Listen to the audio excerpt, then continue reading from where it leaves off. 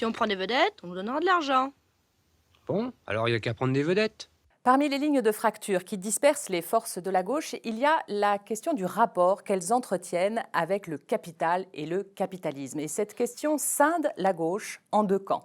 D'un côté, le camp réformiste qui juge que ce sont les excès du capitalisme qui posent problème, excès qui se manifestent sous la forme du néolibéralisme qu'il faut combattre afin de restaurer un capitalisme à visage humain proche du keynésianisme. En face, le camp révolutionnaire juge que c'est le capitalisme qui pose problème. Il faut donc l'abattre pour espérer pouvoir mener une politique de gauche, faute de quoi le capital reprendra toujours les rênes et videra les réformes de leur potentiel de justice sociale. À mi-chemin entre ces deux bords de la gauche, on trouve la France insoumise et l'Avenir en commun, programme dont il est difficile de dire s'il porte un projet d'aménagement du capitalisme ou un projet de sortie du capitalisme. Et c'est difficile de répondre à cette question, notamment parce que ça soulève la question de la définition du capitalisme et du caractère plus ou moins contraignant du cadre qu'il pose. Et oui, le capitalisme, c'est quoi? Ça permet quoi? Ça empêche quoi? Ce sont ces questions que je voulais soulever avec mes deux invités, deux économistes de gauche. Bernard Friot, nos abonnés vous connaissent bien puisque je vous ai déjà reçu 2 fois. La dernière fois, c'était pour votre dernier ouvrage, paru à la Dispute il y a 1 an. C'était « Vaincre Macron ». Face à vous, Thomas Porcher. Alors, Thomas Porcher, vous, ce sont les téléspectateurs qui vous connaissent très bien puisque vous êtes l'économiste hétérodoxe le plus assidu des plateaux télé où vous portez la contradiction face à la doxa libérale que vous combattez avec une vaillance et une ardeur tout à fait héroïque. Vous êtes également l'auteur d'un très remarqué traité d'économie hérétique qui s'est déjà vendu à plus de 18 000 exemplaires. Il est paru chez Fayard en mai dernier. Alors Thomas Porcher, quand je vous ai contacté pour préparer cette émission, vous m'avez tout de suite mise en garde en précisant, attention, je vous préviens tout de suite, il n'y aura pas débat, je partage l'essentiel des analyses de Bernard Friot. Banco, très bien. Il ne s'agit pas pour nous d'organiser un débat qui mettrait en scène une opposition ultra-frontale. Il ne s'agit pas de creuser la fracture entre soi-disant deux bords de la gauche. Il s'agissait, de mon point de vue, d'essayer de conjuguer vos deux approches afin d'affiner, aiguiser l'appareil conceptuel, l'appareil critique, susceptible de répondre à cette question. Une politique de gauche est-elle possible dans le cadre capitaliste? Alors, ça suppose déjà de se mettre d'accord sur ce cadre capitaliste en partant de la définition. Alors, on va s'appuyer sur le sens commun. Je suis partie de la notice Wikipédia et de sa définition du capitalisme. Ça commence comme ça, la notice Wikipédia. Le capitalisme désigne un système politique et économique reposant sur la propriété privée des moyens de production, le libre-échange sur les marchés et la libre concurrence. Donc, d'abord, est-ce qu'on est d'accord sur ces critères? Est-ce qu'il faut les nuancer, les corriger?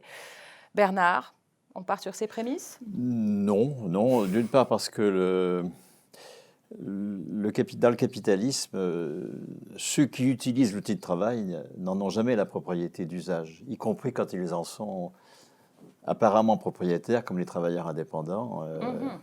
En réalité, la propriété patrimoniale lucrative, qui me paraît plus intéressant que propriété privée, la propriété patrimoniale lucrative de l'outil de travail par les actionnaires, par les prêteurs, caractérise le capitalisme, mais interdit la propriété d'usage de l'outil par ceux qui l'utilisent. Et cette impuissance-là est terrible. J'étais hier à Saint-Dizier, on voit des territoires qui se vident complètement de toute activité industrielle et économique en général, dans l'impuissance de tous ceux qui y ont travaillé, qui y étaient des dizaines de milliers. Et donc, la première caractéristique du capitalisme, c'est cette absence de propriété d'usage de l'outil par les travailleurs, parce qu'il y a un monopole, effectivement, de la propriété patrimoniale lucrative. Alors, quant au marché, non, le capitalisme n'est pas du tout défini par le marché. Ouais. Le livre de Thomas montre très bien comment le prétendu libre-échange est une imposture.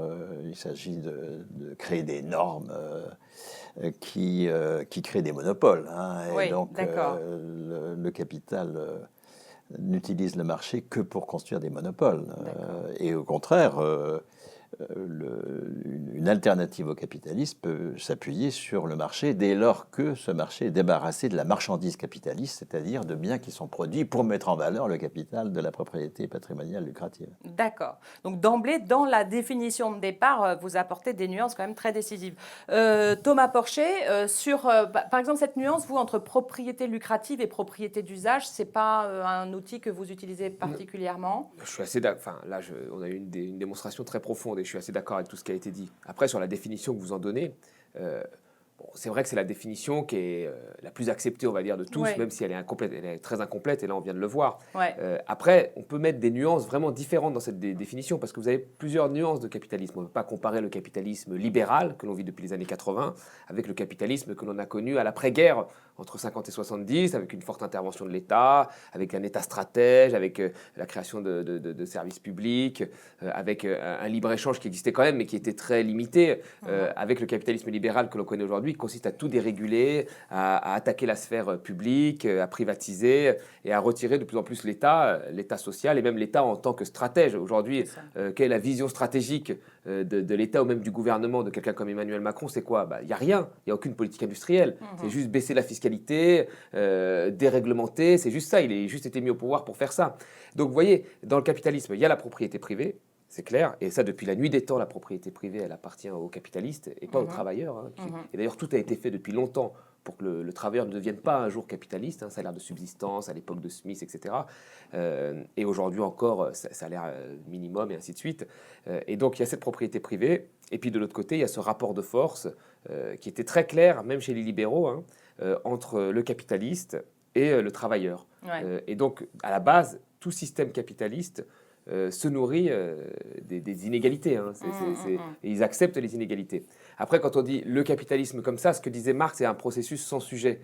Donc il y a plein de gens qui peuvent dire je n'aime pas le capitalisme, comme Hollande disait je n'aime pas la finance, comme d'autres vont dire je n'aime pas la mondialisation. Après, il y a plusieurs formes de capitalisme, et puis derrière ce processus, vous avez un rapport de force très fort qui profite toujours aux détenteurs des capitaux que sont les capitalistes.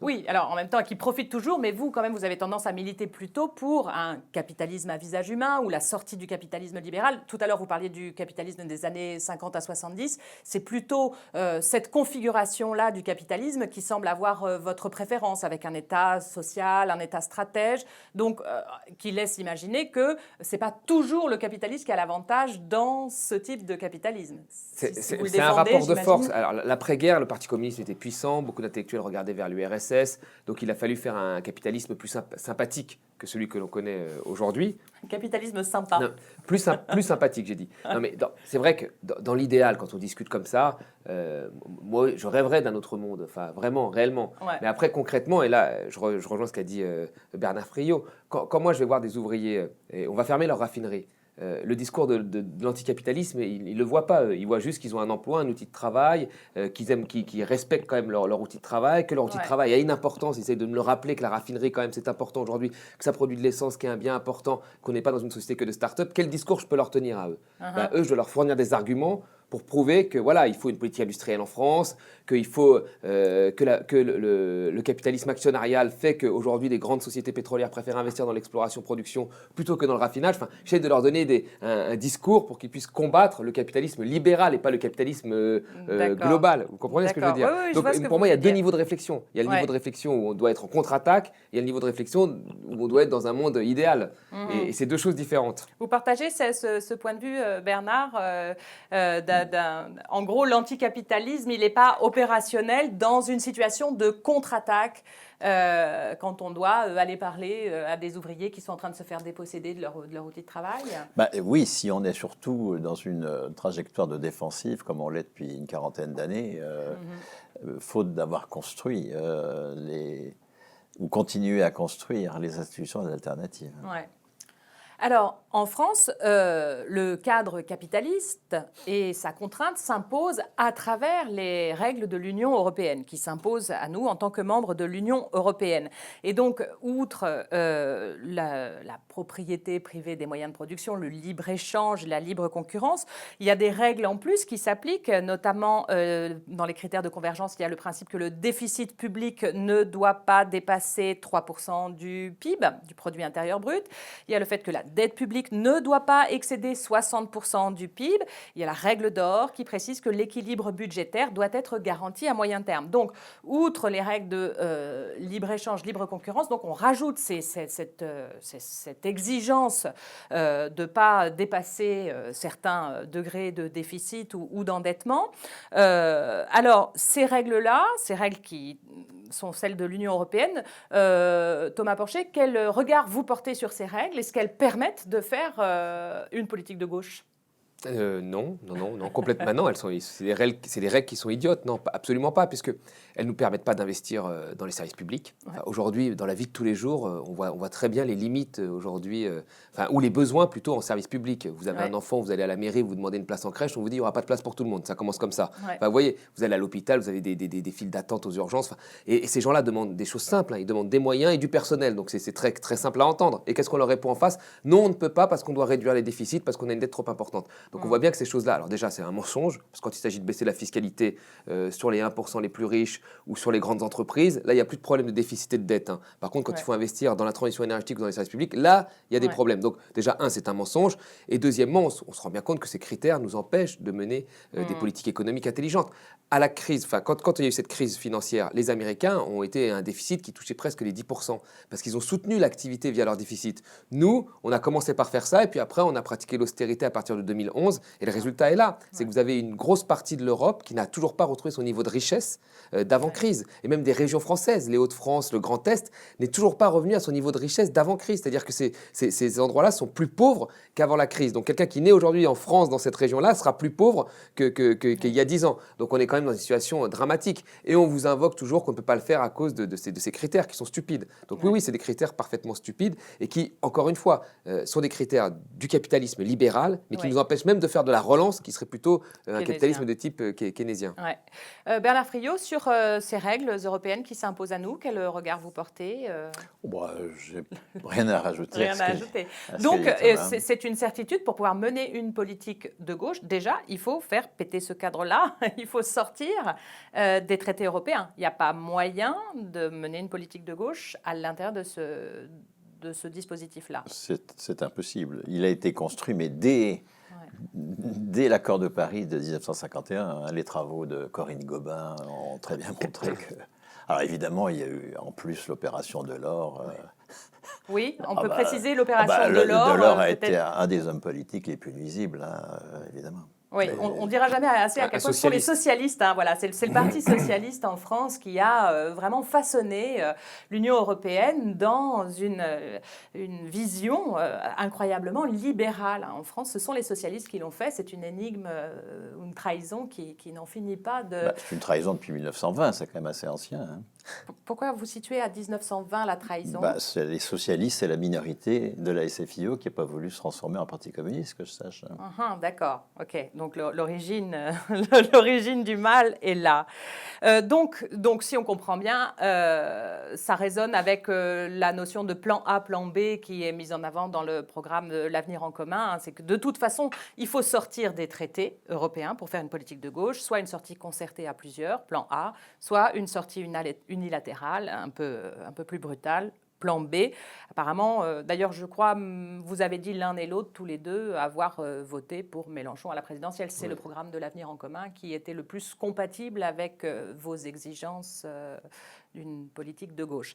Alors, rentrons un petit peu dans d'autres aspects du cadre capitaliste et de ce qu'on peut faire à l'intérieur de ce cadre capitaliste. Je voudrais qu'on passe un temps ensemble sur la question du travail. La production, le travail, les moyens de production. On a parlé tout à l'heure un peu des moyens de la propriété privée des moyens de production. Je voudrais vous soumettre une citation de Frédéric Lordon, camarade souvent présent à Hors-Série. Frédéric Lordon, il a écrit en 2014 « Comme Marx l'avait remarqué, le capitalisme, virgule, c'est-à-dire le salariat, virgule, est une prise d'otage de la vie même. Dans une économie monétaire à travail divisé, nulle autre possibilité de reproduire la vie matérielle que d'en passer par l'argent du salaire, c'est-à-dire l'obéissance à l'employeur. Attention, c'est une citation de 2014. Je pense qu'il n'écrirait plus les choses comme ça, maintenant qu'il s'est beaucoup rapproché des travaux de Bernard Friot. Bernard, est-ce que vous diriez que le salariat, c'est le capitalisme et que le salaire, c'est l'obéissance à l'employeur, vraiment? Ben non, hein, sauf à nier toute l'inventivité syndicale du XXe siècle. Hein, alors, Marx, comme tous les savants du XIXe siècle, utilise le mot salaire hein, pour définir la rémunération capitaliste comme prix de la force de travail. Mais au XIXe siècle, le salaire n'est pas du tout institué. Hein. C'est un terme qui d'ailleurs n'est pas utilisé en dehors de la langue savante. Et lorsque le salaire va s'instituer, après l'invention du contrat de travail, hein, dans le Code du travail de 1910, hein, je renvoie à l'excellent ouvrage de Claude Didry, hein, Oui. L'institution du travail. Ça a été pour la CGT hein, qui venait de se constituer. Et d'ailleurs, le Code du travail, c'est une conquête de la CGT aussi. Ça va être l'occasion pour la CGT d'instituer le salaire et sur un mode anticapitaliste. Ouais. Donc le salaire, ça peut être un outil anticapitaliste. C'est même pas conçu. Que ça peut. C'est conçu comme un outil anticapitaliste. Le salaire tel qu'il s'institue, je ne parle pas tel qu'il existe comme mot dans la langue. Ouais. Mais tel qu'il s'institue à partir des conventions collectives de 1919, autour du terme de qualification, hein, et autour de l'invention de la qualification, c'est-à-dire de définir le salaire, non pas à partir des besoins dont la force de travail est porteuse pour faire telle activité, ce qui est la pratique capitaliste de la rémunération, qui aujourd'hui embauche des jeunes diplômés sur un contrat de mission, du salaire à la tâche, enfin, etc. Contre cela, la pratique syndicale, en permanence combattue par les employeurs, va imposer le salaire à la qualification, qui est la reconnaissance d'une contribution à la production de valeur économique, minorée du profit, évidemment. Ouais. Et mieux encore, la bagarre autour du statut de la fonction publique va inventer le salaire à la qualification personnelle, et pas simplement à la qualification du poste, comme dans la convention collective, qui fait que si on n'a pas de poste, ben on est à poil. Dans la qualification personnelle, telle qu'elle se construit avec le grade de la fonction publique, la distinction entre le grade et le poste, là on a une affirmation que la personne est titulaire du salaire et de la qualification. Et c'est une institution qui balaye le marché du travail. Or, le marché du travail est une institution décisive du capitalisme qui découle de la propriété patrimoniale lucrative et qu'il faut combattre et que le mouvement syndical a su combattre. Et donc, ce n'est pas en faisant fi des institutions du salaire qu'on va pouvoir sortir du capitalisme. Au contraire, il faut s'appuyer sur elles. Il y a le statut de la fonction publique, il y a le régime général de sécurité sociale, etc. Enfin, on pourrait y revenir. Hein. Donc, en aucun cas, en tout cas, oui, on ne peut définir le capitalisme par le salariat. Le salariat, c'est une institution, c'est une classe en train de se construire. De même que la bourgeoisie s'est progressivement construite entre le XIVe et le XVIIIe siècle pour imposer un autre mode de production que le mode de production féodal, le salariat, c'est une classe qui est en train de se construire pour imposer le communisme à la place du capitalisme. Oui, mais alors c'est vrai que quand vous évoquez dans le cadre de la fonction publique ou du salaire à vie lié aux retraités, ceux qui ont une pension décente, évidemment on voit bien que c'est détaché d'une subordination à l'employeur. Mais il y a quand même beaucoup de cas de figure dans lesquels le salaire passe par une subordination à l'employeur et donc une subordination au marché, aux réquisites du capital. Il y a quand même, dans l'expérience des gens, des salariés, notamment des salariés du secteur privé, ce sentiment que c'est par le besoin du salaire qu'il se retrouve à devoir obéir à tout un système de valeurs qu'ils ne reconnaissent pas. D'où, j'imagine, le fait que vous proposiez, vous d'étendre le principe du salaire socialisé à l'ensemble de faire du salaire un droit de la personne. Ouais, et que la qualification, qui est le fondement du salaire, c'est pas la certification, la qualification, c'est pas le diplôme, on est bien d'accord, c'est une mesure non pas du travail concret qu'on est en train de faire, de l'activité, mais de la contribution que l'on est en train d'apporter à la production de valeur économique. Bien, la qualification doit devenir un attribut personnel, c'est un droit politique qu'il faut créer à partir de 18 ans pour tous, mais ça suppose évidemment que le salaire ne soit plus versé par l'entreprise. On a pu faire des débuts de salaire liés à la personne que parce qu'il y a un trésor public qui permet de socialiser les salaires à un niveau beaucoup plus considérable que chaque administration. C'est pour cela d'ailleurs que nos adversaires veulent que les masses monétaires soient réparties à chaque administration, que les universités, leurs masses monétaires, etc.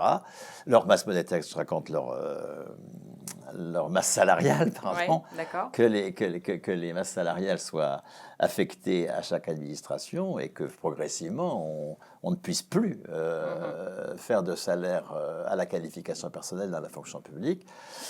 Et de même, ça a été possible c'est toujours possible à propos des soignants ou des retraités, parce que vous avez les caisses d'assurance maladie ou des caisses vieillesse qui socialisent la valeur. C'est pas chaque employeur qui paye ses retraités, c'est pas chaque hôpital qui paye ses soignants. Bien sûr que l'attribution d'un salaire comme droit politique, qui politiquement est décisif, le cœur du capitalisme, des conséquences de l'appropriation de l'outil de travail par le capital, c'est que nous sommes en permanence niés comme producteurs. Nous sommes reconnus comme des êtres de besoin qui ont droit du pouvoir d'achat, mais nous sommes niés comme les producteurs de la valeur et ayant légitimité pour en être souverains. Et donc, autant la classe dirigeante accepte que nous soyons titulaires d'un diplôme, autant elle n'accepte pas du tout que nous soyons titulaires d'un salaire. Donc faire du salaire et de la qualification, donc c'est le support du salaire, faire de la qualification un attribut politique lié à la personne, avec le premier niveau de qualification à tous à 18 ans, c'est une mesure communiste, parce qu'anticapitaliste, ça ne me va pas, moi, c'est pas suffisant. On ne peut pas faire rêver sur de l'anti, il faut faire rêver sur quelque chose qui existe. Oui, mais donc, le mot communiste fait très peur. On pourra en parler. Non. Moi, pour le prononcer à chaque fois, dans tout un tas de publics très différents, le mot communiste ne fait pas si peur que ça. C'est l'autocensure des gens de mon âge qui fait qu'on ne l'utilise pas. D'accord. Je ne sais pas, donc Thomas Porcher, vous appartenez à une autre génération. Oui. Le mot communiste, c'est un mot dont vous ne vous servez pas du tout pour décrire vos propres aspirations. Alors, je vais revenir là-dessus, mais je voudrais rebondir juste sur ce qui a été dit, que j'ai trouvé extrêmement intéressant, et sur la phrase de Frédéric Lordon. Je vais être un peu plus superficiel que l'analyse qu'a fait Bernard, qui était très, très bien. C'est qu'aujourd'hui, quand vous parlez à tous ces jeunes qui sont indépendants, des chauffeurs Uber, etc., eux, ce qu'ils mettent en avant, c'est un peu ce que va dire indirectement Frédéric Lordon. Je ne veux pas lui prêter ces propos-là, parce qu'il va être fâché après. C'est qu'ils disent, moi, j'ai pas de patron. Donc, alors que c'est faux, ils ont un patron en réalité. Mais ils vous disent, moi, j'ai pas de patron. Je peux commencer à 8h, 9h. Je veux plus de patron. Alors, ils ont l'impression d'être libérés du salariat, alors que ce sont en réalité des esclaves. Ce sont des esclaves qui n'ont pas de congé payé, qui n'ont pas de congé maladie, qui cotisent pour une retraite, qui payent des impôts énormes, alors que la plateforme qui les embauche, puisqu'elle les embauche, cette plateforme ne paye pas d'impôts. Enfin, voilà où est-ce qu'on en est. Donc le salaire, le salariat, avec tout ce qui va avec, les cotisations sociales qui permettent d'avoir des congés, qui permettent d'avoir de l'assurance maladie, qui permettent d'avoir une retraite, enfin tout ça, c'est une avancée énorme en réalité. Et c'est pour ça qu'aujourd'hui, les Macron, le grand capital, il veut détruire ça, il veut transformer le salariat en finalement un salaire à la tâche, un peu comme les Uber ou quelque chose comme ça. Parce qu'ils savent très bien que tout ça, c'est un carcan finalement qui protège, qui est une avancée sociale plus qu'une régression sociale. Ouais. Donc la domination, après, on peut l'avoir, mais on l'a également, vous avez dit dans le secteur privé, mais dans le secteur public aussi. Moi, j'ai été pendant 5 ans un précaire de l'université. Il y a 50 000 précaires à l'université. J'étais payé tous les 6 mois en donnant des TD à tous les... Enfin, vous voyez, donc tout le monde un petit peu, enfin, je ne dis pas que l'université est mauvaise, mais il y a un problème de dotation, etc. Mais les contrats précaires, ils existent aussi dans le secteur public. Donc, il n'y a pas une opposition entre privé et public là-dessus. Et quand vous avez un salaire, y compris dans la fonction publique, vous prenez un catégorie C, il va vous dire qu'il a des problèmes de hiérarchie avec le catégorie B ou le catégorie A, qu'on lui demande de faire des choses qui ne lui conviennent pas, qu'il pourrait faire autre chose, et ainsi de suite. Donc, le salariat, y compris dans le public, il crée ces problèmes de hiérarchie. Mais malgré tout, quand on regarde sur l'ensemble, c'est une avancée par rapport à la paye à la tâche ou à l'ubérisation de l'économie. Maintenant, sur le mot communiste. Ouais. Alors moi, j'ai pas de problème, pas du tout. J'ai grandi dans une ville communiste, mes parents étaient plutôt communistes. Oui, on peut dire communiste, oui. Pareil, ma femme vient d'une famille communiste. Enfin bon, donc c'est mon univers. Mais maintenant, je pense, et je le dis ici, c'est que il faut quand même moderniser. J'ai l'impression aujourd'hui le vocabulaire. C'est-à-dire quand on parle... non, mais c'est vrai, la lutte des classes, elle existe, concrètement, elle est là. Mais quand vous en parlez comme ça, tout de suite, ça hérisse les gens. Enfin, moi, les gens commencent à se stresser, j'ai l'impression. Et quand vous parlez à des jeunes et que vous dites lutte des classes, alors... Maintenant, ça revient à la mode, parce que tout le monde le dit. Hein. Macron va nous sortir la lutte des classes à un moment. Non, mais c'est vrai, parce qu'on peut mettre révolution, Mathieu Pigasse, révolution, Macron, révolution, c'est le titre de leur bouquin. Donc, c'est des mots qui sont beaucoup utilisés. Mais c'est vrai que pendant un certain temps, moi, j'avais l'impression que quand on utilisait un vocabulaire que Besancenot maniait très bien, moi, je trouvais que je voyais dans mes cours un peu type marxiste, on avait l'impression que c'était un ancien monde, quoi. J'avais cette impression-là. Bien que c'était d'actualité pour moi. Et donc, il fallait moderniser un petit peu ce vocabulaire. Mais c'est juste de la forme, hein, c'est pas du fond. D'accord, voilà. D'accord. OK, non, mais parce que c'est un mot que vous avez cité, notamment sur le plateau d'arrêt sur image, où je vous ai découvert mieux, disons. Vous disiez sur le plateau d'arrêt sur image, quand on lit le programme de Mélenchon de la France insoumise, il n'est pas contre le capitalisme. Il propose une fiscalité progressive pour les entreprises, plus légère pour les PME, TPE, plus lourde pour les grandes entreprises. Il n'a jamais dit qu'il allait nationaliser toutes les grandes entreprises. C'est un programme keynésien, c'est pas un programme communiste. Jamais il a dit ça.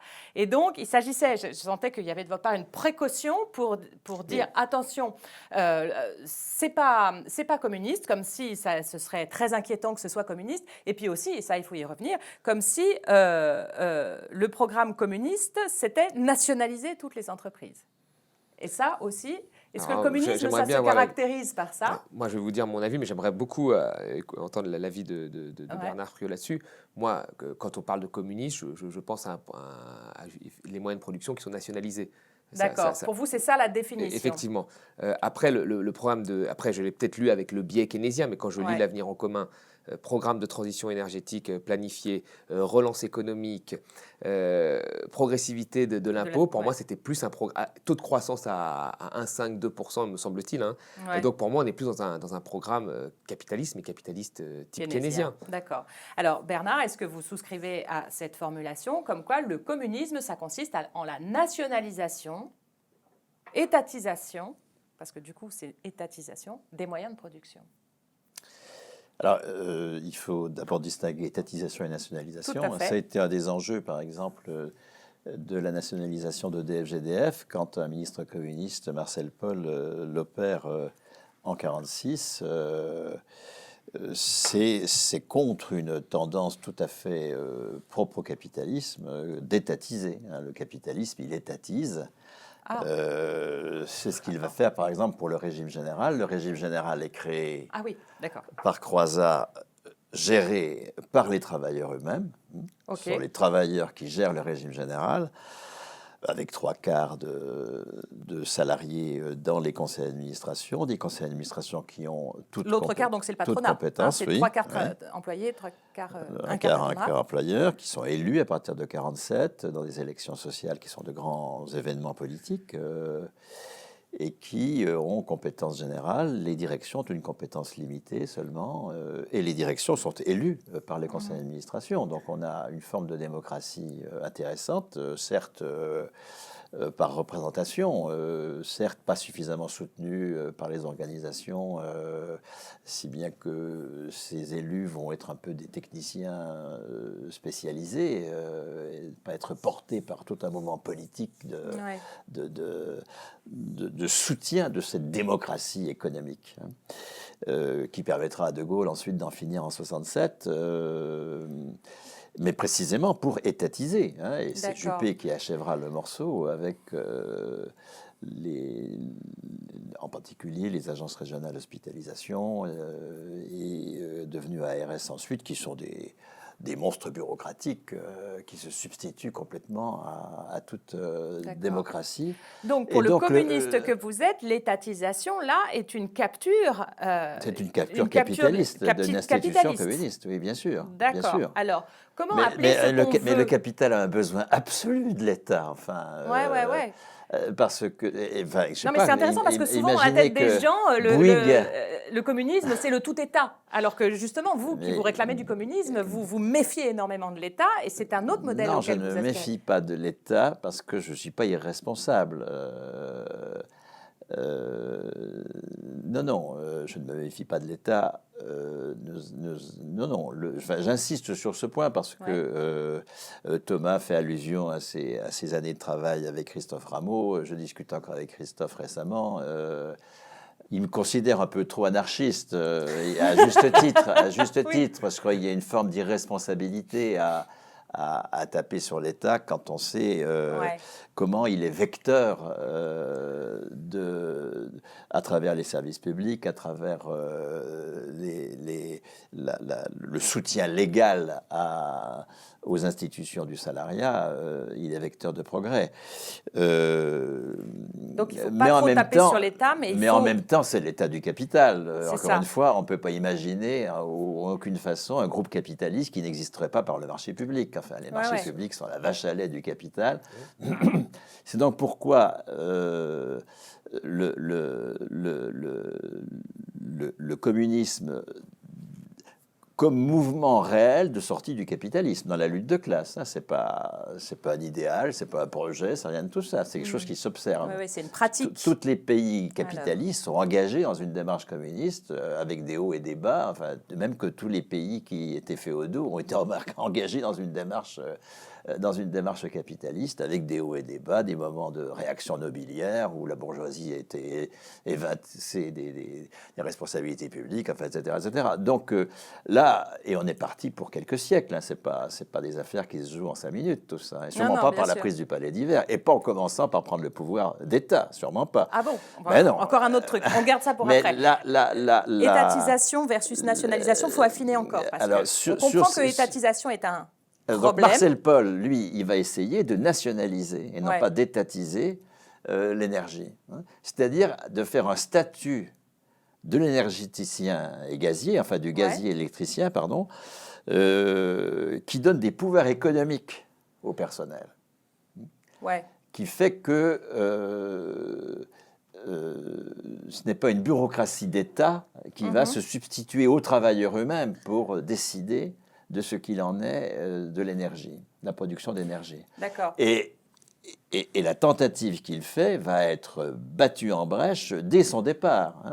Robert Lacoste, qui était ministre socialiste de la production industrielle avant Marcel Paul, et qui avait comme une seule obsession ne pas nationaliser, étatiser, mais sûrement pas nationaliser, c'est-à-dire ne pas donner de pouvoir aux travailleurs, revient au ministère dès que Léon Blum élimine les communistes du gouvernement en décembre 1946. Il revient au ministère qu'il avait dû céder pendant 1 an à Marcel Paul et étatise à nouveau. Donc EDF-GDF a été une étatisation avec les limites d'une étatisation. C'est-à-dire qu'on a construit un outil de production magnifique, mais sans aucune invitation à une quelconque démocratie dans la définition de ce qu'on fait, pourquoi, comment. D'accord. Donc il importe à chaque fois de mettre en place les outils en fait, d'une démocratie d'entreprise. En fait, la nationalisation, ça n'est intéressant que si les travailleurs, en effet, ont une responsabilité, une marge de manœuvre dans la gestion de l'outil de production. S'ils sont les seuls gestionnaires de l'outil de production, d'une part, Ça, c'est au niveau microéconomique, mais si également ils interviennent dans les institutions de mise en cohérence de toutes les entreprises, pour l'investissement, pour les jurys de qualification, enfin, etc. Il y a toute une série d'institutions de coordination de l'activité économique dans lesquelles les travailleurs aussi doivent être présents. Mais en tant que citoyens, là, pas en tant que travailleurs. C'est-à-dire que de même qu'on ne confie pas l'armée aux militaires, il ne faut pas confier le nucléaire aux salariés du nucléaire. Voilà. Et donc, en même temps, il s'agit qu'ils soient propriétaires d'usage de l'outil en tant que travailleurs, mais qu'en tant que citoyens, ils puissent participer à l'élaboration de politiques qui vont dire attendez, là, on va dans le mur, on veut pas. C'est extrêmement important qu'il y ait cette double dimension dans le communisme, hein, des institutions de la valeur économique qui sont démocratiques, et puis d'institutions politiques. Et c'est pour ça que l'État est absolument décisif. Hein. De ce point de vue-là, des institutions politiques, mais à condition que ce soit un État qui soit désétatisé dans un certain sens, c'est-à-dire dans lequel les fonctionnaires aient le pouvoir et non pas soient là à exécuter des ordres avec lesquels ils sont en désaccord, enfin, etc. Oui, Thomas Porcher, vous avez tendance dans le traité d'économie hérétique à vous en remettre justement à plutôt des nationalisations ou des services publics forts. Donc vous, c'est des distinctions que vous reprenez en tout cas vous ne les formulez pas dans votre bouquin, par exemple étatisation, nationalisation. Comment vous réagissez à... Alors j'avais jamais été aussi loin dans l'analyse, mais là, encore une fois, je la trouve très fine, mais je n'avais pas été aussi loin. Ouais. Moi, ce que je disais en fait, c'est que je partais d'un constat qu'aujourd'hui, on pense que l'innovation se fait dans le privé. On pense qu'aujourd'hui, le secteur privé est plus efficace que le secteur public. On pense aujourd'hui qu'une entreprise est mieux gérée si elle est gérée par les actionnaires que si elle est gérée par l'État, finalement, ou par une instance publique. Et moi, je partais de ce constat en disant que c'était faux, que les grandes innovations de rupture majeures aujourd'hui, et la première, c'est Internet, proviennent d'une vision de l'État. Et en amont de la chaîne de production, c'est des financements publics, c'est une vision de l'État, une vision de long terme. La transition énergétique, aujourd'hui, aucune société privée ne peut la faire parce que c'est une vision de long terme qui va à l'encontre de la vision actionnariale qui est de court terme, en réalité. Et donc, il faut avoir une trajectoire, une stratégie. Et cette stratégie, il n'y a que l'État qui peut avoir cette vision de long terme. Et donc, si on veut aujourd'hui, par exemple, la transition énergétique, qui est un grand défi aujourd'hui face au réchauffement climatique, il faut qu'il y ait plus d'État. Il faut que les sociétés, les entreprises de l'énergie soient des entreprises publiques. Ce qui a été fait en France, quand vous regardez le bilan énergétique français, vous avez une grosse partie qui est du nucléaire. Ce nucléaire, l'Italie n'a pas de nucléaire. Elle a refusé d'y aller. Partout dans le monde, on a 6% dans les bilans énergétiques de nucléaire. Nous, on est à un niveau très élevé. On est qu'à 40-50% dans le bilan énergétique global. C'est énorme.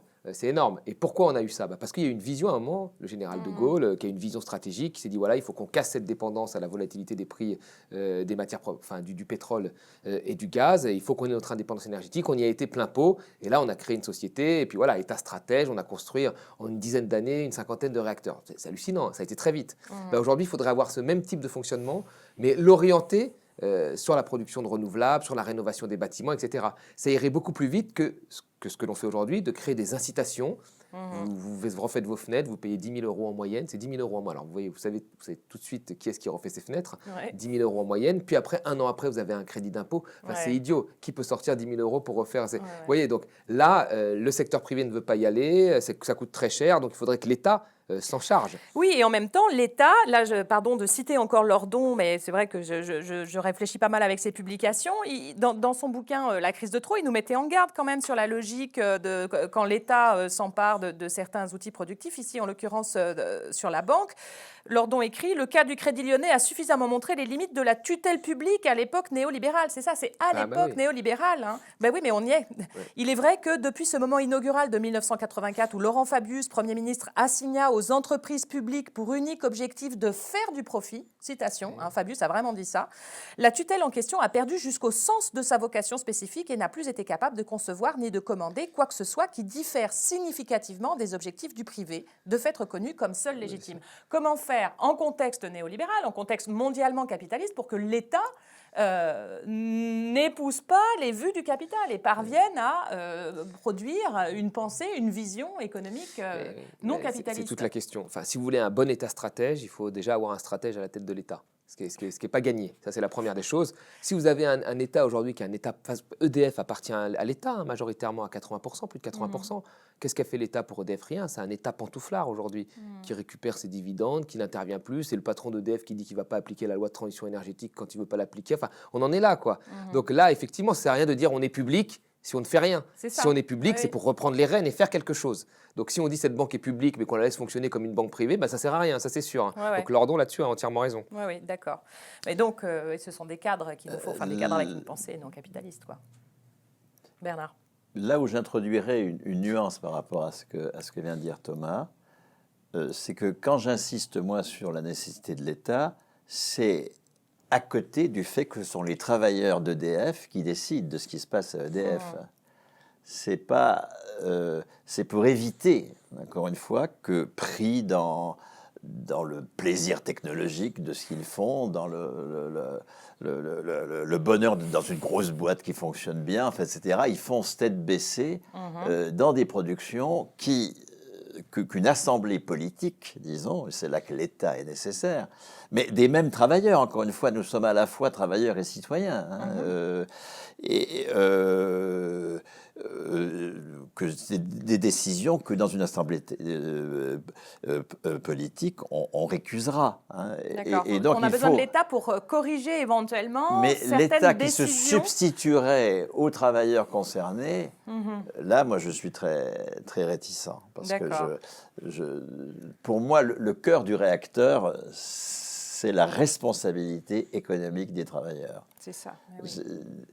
Je suis peut-être de moins en moins économiste, je dois dire. J'ai été 30 ans économiste, mais c'est vrai que les économistes, ils pensent quand même à partir les économistes de gauche, disons, ils pensent à partir de l'État. Je pense qu'il faut rendre hommage à cette dimension-là de la vie d'une nation, bien sûr. Mais de plus en plus, moi, je pense quand même, non pas à partir de l'entreprise, là, laissons ça, mais à partir des travailleurs comme souverains, comme propriétaires d'usage de l'entreprise. Et dans Vaincre Macron, vous montriez que la CGT et les caisses de sécu ne voulaient surtout pas que l'État mette son nez dans la gestion des caisses de sécu, parce que c'était évidemment le début de cette étatisation où ils allaient perdre justement la responsabilité dans la décision de la valeur. Le mot central du communisme, c'est responsabilité économique. Alors, autre chapitre important sur le plan économique, pardon Bernard de vous ramener à votre condition d'économiste et de vous obliger à penser encore en économiste alors que vous semblez cheminer vers d'autres appartenances. La question du marché, marchandise, monnaie, est-ce que ça, le marché, la marchandise, la monnaie, ce sont des formes qui sont intrinsèquement liées au capitalisme? Tout à l'heure, Bernard, vous avez laissé entendre que non, pas du tout. Le marché, la marchandise et la monnaie ne sont pas des formes du capitalisme. Et moi, je vous pose la question parce que, Thomas, toujours dans cette émission d'Arrêt sur Image où je vous ai découvert, vous argumentiez en disant mais bien sûr, je suis pour le capitalisme. C'était le moment où Daniel Schneiderman en tombait de sa chaise, disait-il. Il dit bien sûr, je suis pour le capitalisme. Même quand j'achète à un producteur bio local, je suis heureux de lui acheter. Donc là, je suis capitaliste. Il fait une plus-value. L'échange, c'est de la monnaie. C'est une forme de capitalisme. Et vous disiez plus tard, je serais le plus grand des hypocrites d'être contre le capitalisme puisque j'ai un téléphone portable, je vis dans une société capitaliste, j'achète des vêtements, je consomme. Donc, en gros, vous mettiez dans le même sac, s'il y a de la marchandise, s'il y a de la monnaie, s'il y a de l'échange, alors c'est du capitalisme. Alors, pour nos abonnés qui ne sont pas des grands économistes, est-ce que forcément, marchandise, marché, monnaie, ça veut dire capitalisme? Sur le marché, je rejoins ce qu'a dit Bernard Friot au début. Enfin, le marché, si c'était un marché, une concurrence qui se faisait sur un même niveau, mais vraiment, les grands groupes, ils ne veulent pas de ça. Ceux qui disent qu'ils aiment le marché sont souvent ceux qui sont en position de force. C'est vrai. Dès qu'il y a une concurrence, ils font tout justement pour éviter la concurrence. C'est les premiers à aller justement pour le coup voir l'État et demander qu'il y ait des quotas, des choses, pour éviter cette concurrence-là. Donc souvent on dit oui, il faut laisser faire le marché. En Europe, il y a beaucoup de gens qui disent il faut laisser faire le marché, c'est très bien, mais c'est souvent ceux qui sont en position de force qui disent ça, parce qu'ils n'ont pas intérêt à ce que justement il y ait plus de concurrence. Donc là-dessus, le marché c'est souvent un argument pour maintenir la position de force de certains. Ça, c'est la première des choses. En fait, ce n'est pas un vrai capitalisme qu'ils font. En fait, vous voulez le vrai capitalisme, Non, celui non, où il y aurait non, vraiment non, du marché. Non, j'ai pas dit ça. J'ai dit, la première chose, encore une fois, il y a plusieurs niveaux de réflexion, mais la première chose pour moi, c'est de m'opposer au capitalisme libéral, celui des années 80, Thatcher, Reagan. Voilà, moi maintenant, quand je fais des achats, je suis un consommateur comme la majorité des gens. Quand je fais des achats, j'essaie de les cibler. Alors c'est très fatigant pour un consommateur. Je préférais que ce soit l'État qui fasse ça. Je préférais que l'État interdise un certain nombre de choses, comme ça, ce serait réglé. J'irai au supermarché, j'achèterais des bonnes choses. Non, mais c'est vrai. Voilà. Sauf que là, c'est moi qui dois faire ces efforts-là maintenant. Alors j'essaie quand j'achète des vêtements, ces vêtements-là, j'ai pas envie de faire de pub, mais je vais chez deux jeunes qui ont créé leur marque, qui respectent, qui sont sur une usine au Portugal, qui mettent en avant, qui est une usine familiale, qui est pas une usine qui utilise des travailleurs précaires. Enfin, voilà, ils mettent ça en avant. C'est très bien, ou du Made in France, mais à partir du moment où il y a une espèce de traçabilité, parce qu'on peut mettre un peu n'importe quoi maintenant dans le Made in France, mais j'essaie de faire attention. Voilà. Et là, je donne mon argent avec plaisir à cette personne qui va faire une marge, qui va faire une marge et qui sera contente de le faire. Voilà. Et là, il n'y a pas de souci. Maintenant, sur le long terme, quand on regarde toutes les courbes de croissance, les courbes de production de marchandises, on se rend bien compte que ça ne peut pas durer à long terme, puisque vous avez aujourd'hui la première opposition, enfin, vous avez l'opposition, vous avez beaucoup de gens qui souffrent dans le monde, etc. Vous avez une opposition qui est le réchauffement climatique. Donc là, on n'y arrivera pas. Quand on regarde la corrélation entre la courbe de croissance et la corrélation des émissions de CO2, les émissions de CO2 doivent faire un plongeon, et la croissance, si elle continue, je ne vois pas comment on pourra faire aujourd'hui. Donc il va falloir qu'on remette en cause la production de marchandises, donc il faut qu'on l'accumulation.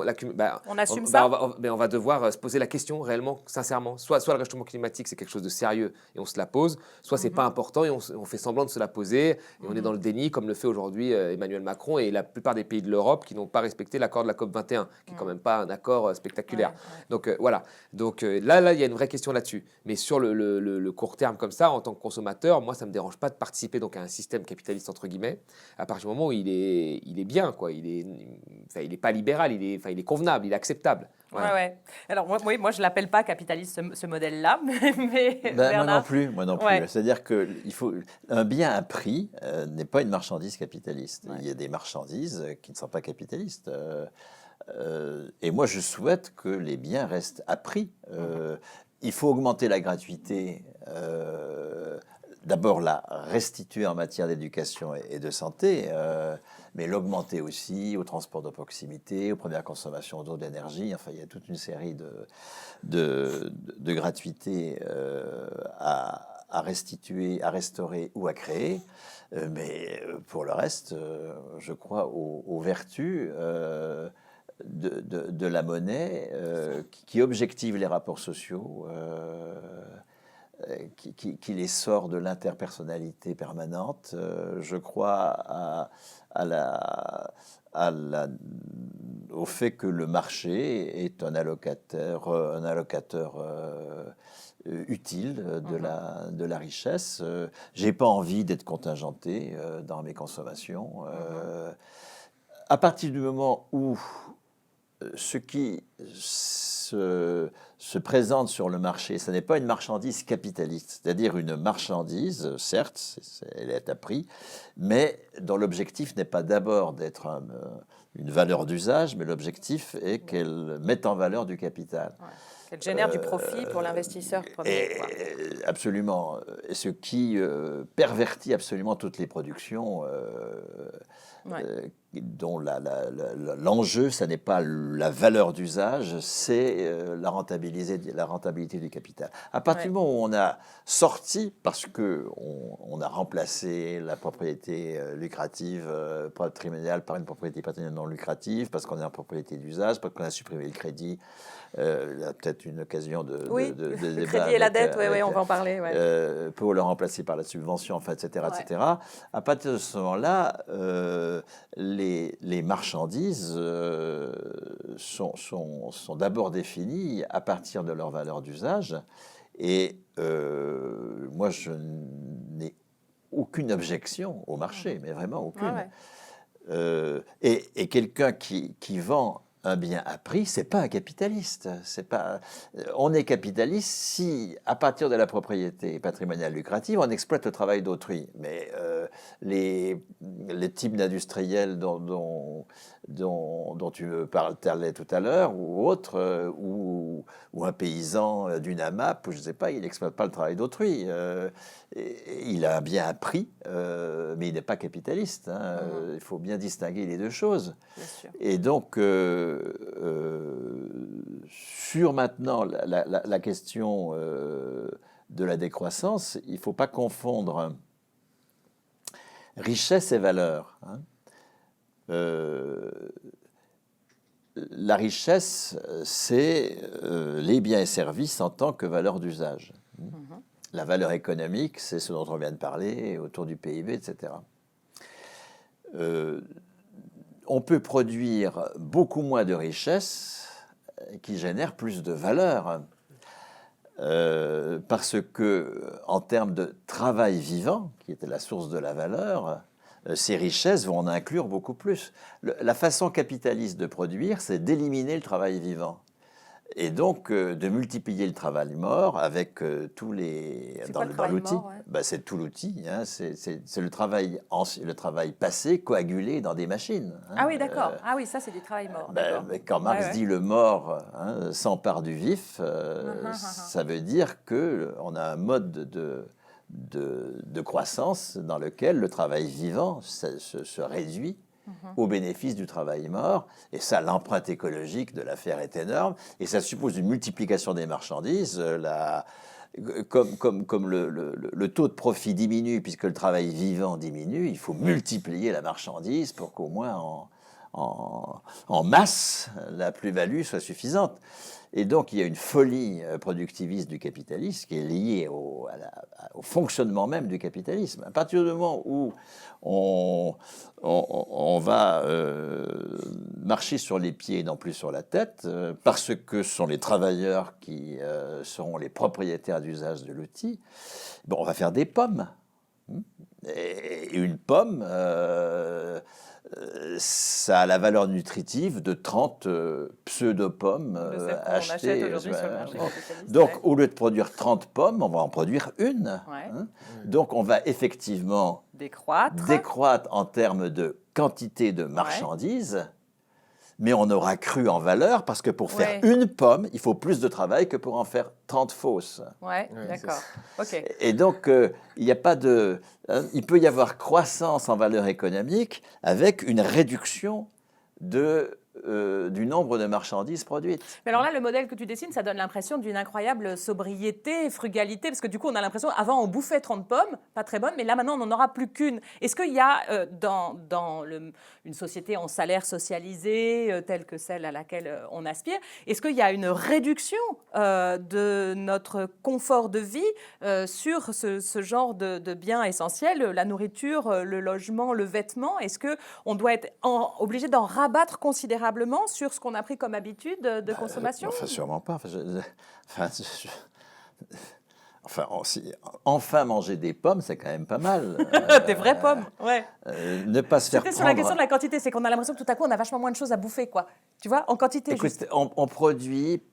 Je parle derrière des experts, moi je ne suis pas du tout un expert de la chose, mais on produit de quoi nourrir 12 milliards de personnes. Et il y a pourtant 1 milliard de personnes qui ont faim, alors qu'on n'est que 8 milliards. Ouais, 7 milliards, Donc, il vaut mieux moins de pommes. Bien sûr. Hein, mieux réparties. C'est pas seulement mieux réparti, c'est mieux produite. Hein, c'est toute la question de la production. Sur le plan nutritif. Toute la question de la production. Je sais pas, il n'y en a pas besoin d'information en continu. Vraiment, l'information en continu, ça ne sert à rien. C'est un piège absolu. On n'a pas besoin d'objets obsolescence programmée. On n'a pas besoin. Enfin, il y a des tas de choses dont on n'a absolument pas besoin. Enfin, on n'a pas besoin de flics à 100 000 € par jour pour faire la chasse aux migrants dans la vallée de la Roya. Enfin, on a une dépense invraisemblable de choses dangereuses, inutiles, antidémocratiques. Et bien sûr qu'il s'agit de s'en débarrasser. Mais ça n'est pas une espèce de... pas pour instaurer la frugalité. D'accord. Non, il fallait le préciser tout à l'heure. Vous voulez rebondir? Non, alors, je suis d'accord. Je reviens du coup sur crédit-dette, puisque tu as ouvert cette... pardon, on est passé au tutoiement en cours de route, du coup je m'y tiens. Tu as ouvert tout à l'heure la question crédit-dette, on en reparlera peut-être. Alors effectivement, la question de l'accès à la monnaie via le crédit et donc l'endettement. Quand vous évoquez l'économie ou le modèle économique auquel on pourrait aspirer, vous souhaitez un État qui investit massivement dans certains secteurs, qui devraient être des secteurs publics forts. Bon, mais un État stratège, c'est donc un État qui doit financer de grosses opérations industrielles. Comment vous représentez-vous son financement? Est-ce que l'État, par exemple, va aller contracter de la dette sur les marchés de capitaux? Est-ce que ça, c'est un modèle économique vertueux? Déjà, il pourrait le faire, là. Les taux d'intérêt sont très faibles. Enfin, normalement, quand les taux d'intérêt, ce qu'on apprend dans les premières années d'économie, les taux d'intérêt sont faibles, il faut investir. Là, on dit que les taux d'intérêt sont faibles, il ne faut pas investir parce qu'ils vont peut-être augmenter. Oui. Puis quand ils seront hauts, on dira non, on ne peut pas investir, donc on ne peut faut jamais investir. Donc voilà, c'est ça la règle, on l'a bien comprise. Donc, bon, déjà, là, on pourrait le faire. Il faudrait renégocier les traités ou désobéir, je ne sais pas, mais on pourrait le faire. En tous les cas, les taux d'intérêt nous le permettent. Ça, c'est la première des choses. Deuxièmement, il est vrai qu'aujourd'hui, il faudrait sortir de ce système où c'est les marchés financiers qui nous regardent et qui peuvent augmenter les taux d'intérêt. Enfin là, il y a un véritable problème. Ouais. Il faudrait sortir de ce système-là, ça c'est sûr. Par exemple, comment on pourrait imaginer un autre système de financement de la puissance publique les Japonais ont une dette... Enfin, déjà, alors, sur la dette, avant d'aller sur ce système-là, vraiment, il ne faut pas dramatiser parce que la dette a augmenté partout. C'est un truc de pays riche, la dette. La Bulgarie a une dette beaucoup plus faible que nous. Est-ce qu'elle va mieux? Je ne suis pas sûr. Vous voyez, tous les pays riches ont leur dette qui augmente. Les Royaume-Uni a une dette qui a augmenté plus vite que celle de la France. Les États-Unis a une dette qui a augmenté plus vite les 10 dernières années que la France. Le Japon a plus de 200% de dette. Donc, tous les pays riches ont des dettes. On n'est pas le seul pays à avoir une dette élevée. Hein. Ça, c'est des bêtises. Les gens qui pensent ça qu'on est le... Non, c'est des bêtises. Ça, c'est la première des choses. Deuxièmement, les Japonais ont plus de 200% de dette. Et ça ne pose pas de problème sur les marchés financiers. Pourquoi? Parce qu'ils détiennent eux-mêmes leurs dettes. Donc là, peut-être, ce serait une voie à suivre. Peut-être plus, qui serait beaucoup mieux que celle de confier notre dette. C'est-à-dire que ce soit les épargnants nationaux qui financent plutôt que l'État. Voilà, ça c'est la... Et la dernière des choses, c'est donc... Voilà, et puis enfin, ce que je dirais, c'est que sur la dette que nous avons aujourd'hui, on a déjà eu une dette plus élevée à l'après-guerre. Il y a des travaux de Piketty qui disaient qu'on avait une dette à 200% à l'après-guerre, qu'on a réussi à réduire drastiquement, si on voulait vraiment la réduire, à peu près 50%, me semble-t-il, en moins de 10 ans. Mais comment on a fait? On a taxé les hauts patrimoines, la première des choses. Alors là, on fait l'inverse. On a laissé un peu d'inflation, un peu plus. Là, l'inflation, elle est plutôt faible. On pourrait aller un peu plus loin, moi, je pense. Et on a renégocié notre dette avec nos créanciers. Et là, vous voyez, ces trois choses, il est hors de question de les faire. Donc, si on voulait vraiment réduire la dette, aujourd'hui, si on voulait vraiment la réduire, on ferait comme on a fait à l'époque. Mais la réalité, c'est que la dette, personne ne veut la réduire. Et que toutes les réformes libérales qui ont été mises en place, soi-disant pour réduire la dette, elles ont souvent augmenté la dette. Et ça n'a jamais été un problème. On vous a dit non, il faut aller encore plus loin. Mais, donc la dette, c'est vraiment un épouvantail qu'on agite pour mettre en place des réformes libérales. Donc on pourrait investir clairement, même en restant dans le système dans lequel on est aujourd'hui, sans aucun problème. D'accord. Sur cette idée de pourquoi pas s'endetter plus, ce ne serait pas un problème, s'endetter notamment sur le marché de capitaux, ça c'est un autre problème. Quelle relation vous entretenez-vous avec la dette que nous contractons sur le marché des capitaux ? Moi, je ne suis pas un spécialiste des questions monétaires, mais je réfléchis par exemple à partir de la CADES, c'est-à-dire la caisse qui a été créée par Juppé pour amortir les dettes de la protection sociale en 1997. Nous avons un taux de cotisation en matière de vieillesse, de santé, de famille, etc., qui n'a pas bougé depuis 40 ans. On est à peu près à 66% du brut, 44% cotisation, 44 points de cotisation employeur, 22 points de cotisation salariée à peu près. Et ça n'a pas bougé au cours des 40 dernières années. Alors que la cotisation avait doublé entre 45 et la fin des années 70. On était passé de 28 à 63 ou 4% en 35 ans. Et c'est ce qui a permis précisément la mise en place de la production de soins telle qu'on l'a faite dans les années 60, la mise en place des régimes de retraite, enfin, etc. Ouais. Ah oui, donc il n'y a pas eu ce besoin de gel- s'endetter. C'est la démonstration qu'il n'y a pas eu besoin de s'endetter Ah, pour on ne s'est pas endetté produire du tout. On les s'est pas- hôpitaux, on ne les s'est pas collèges, les endetté lycées. pour produire. On Ouais, ne s'est ouais. pas endetté pour produire les hôpitaux. Les Ouais, hôpitaux ont été financés par subvention. La hausse Ouais, du ouais. taux de cotisation permet à l'assurance maladie de subventionner l'investissement. Et du coup, les soignants, ils n'ont pas soigné pour rembourser une dette comme aujourd'hui. Les soignants, ils sont soignés pour soigner. C'est tout à fait autre chose de travailler pour rembourser une dette ou de travailler pour faire ce qu'on a à faire. Hein. Ouais. Et donc, le gel de la cotisation génère un risque d'endettement structurel Eh oui.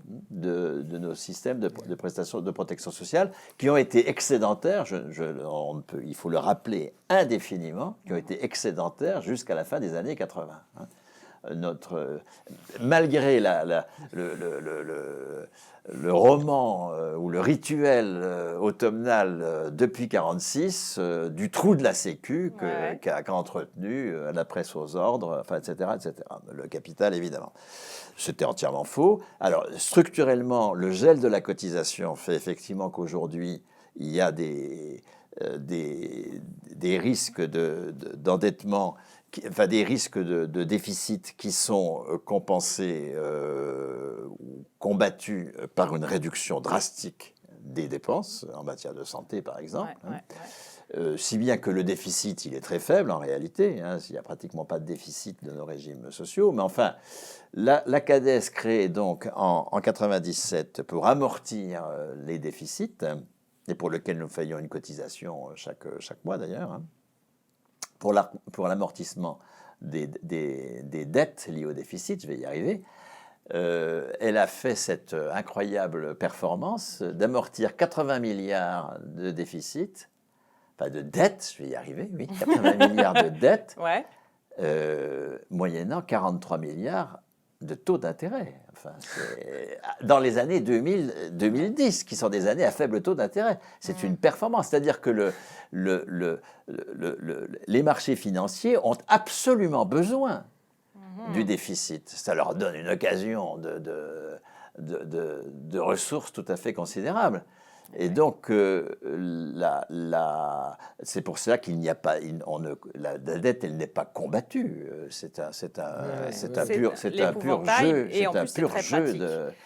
pur jeu. Donc, plutôt que de recourir à la dette sur les marchés de capitaux, par exemple, agir sur le taux de cotisation, dégeler le taux de cotisation pour faire que le prélèvement sur la valeur ajoutée permette de financer de grands programmes. C'est un levier économique, finalement, infiniment plus vertueux, la cotisation, que l'endettement, qui, même s'il est moins grave que moi, je suis d'accord avec ça, y compris pour les retraites. Là, c'est ce qu'il faudrait faire. Hein. Il n'y a pas que l'endettement pour résoudre ces problèmes de déficit. Bien sûr, de pour avoir des leviers de financement. Alors, notamment parce que, comme on vient parler de la cotisation comme un levier permettant de générer une richesse qu'on peut investir, je vous ai entendu l'autre fois sur le plateau du Média évoquer une proposition que je trouve absolument passionnante sur un secteur, comment appeler ça, un secteur socialisé de l'alimentation, où en moyennant une petite augmentation de la cotisation, on affecterait à chaque ménage, en gros, une sorte de pouvoir d'achat dans le secteur alimentaire,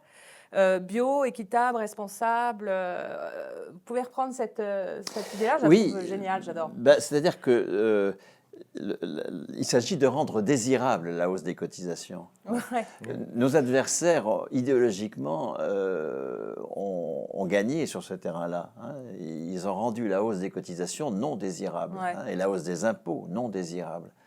Et il s'agit au contraire parce qu'on ne peut pas mobiliser une population sans son désir. Moi, je pense que c'est pas, on peut pas imposer des mesures par le haut. Hein. Et donc, même s'il faut un État. Hein, donc, l'idée, c'est effectivement de s'inspirer de cette invention incroyable